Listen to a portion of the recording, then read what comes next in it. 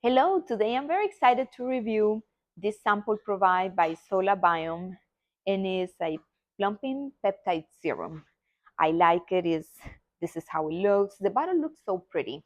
So after using the Solawave cleanser and mist, you are going to follow your skincare routine with this one with the serum. And it has microbiome and skin barrier boost. It has 5% Solabiome.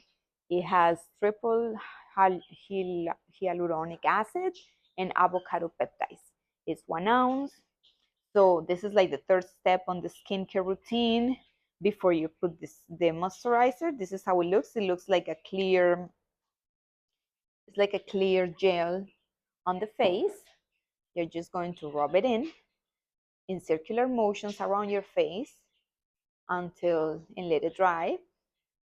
And it feels fresh on your face. Remember, I love this brand. It's cruelty free, it's gluten free, it's vegan, and I like it. It's very high in moisturizing your skin. I hope you enjoy it as much as I do. Thank you for watching my video.